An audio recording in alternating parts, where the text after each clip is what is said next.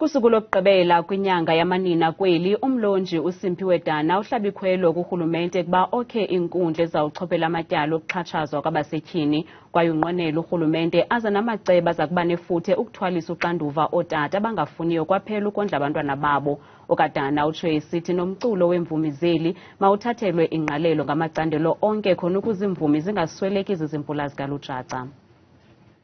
USimphiwe Dana uyivala le nyanga yamanina ngomyalezo onika amabhinqa ilunda lokuba nawo anendima ebalulekileyo ekuhlaleni. Isiko bengafanelanga uba lithi umama ungaphantsi kotata. Ngabantu abadala bobabini apha. Bahlukile ewe. Amandla omnye akafani namandla omnye. Kodwa loo nto ayithethi ukuba abalingani. Utsho ehlab'ikhwelo kurhulumente ngelimxhobisa ngeqwili lokulwa impatho gadalala ngokwesini, ingakumbi ejoliswe kwabasetyhini. Ndicela kube khona i-specialized courts for i-GBV.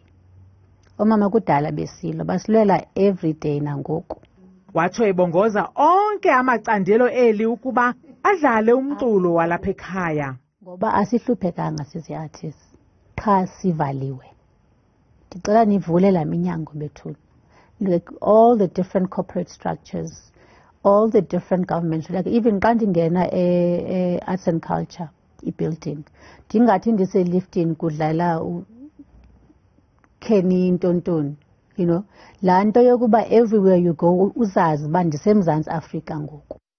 Ukushiywa kwakhe ngumama wakhe ngo-August ka-2021 kwamkruna intliziyo ze waqamba icwecwe ngelokuziphulula umphefumlo, nanjengoko ke iingoma zakhe ziyimpiliso kumanxila engoma. Izinto zesintu zindincedile kakhulu uba ndizinyule uba hayi, umama akakho apha kodwa ukhona yena. Uba ndiyafuna uthetha naye, ikhona indlela yoba ndithethe naye.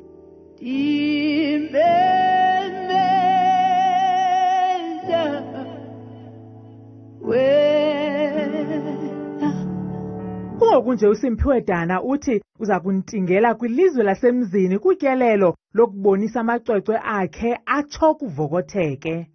Omnyama bungaka.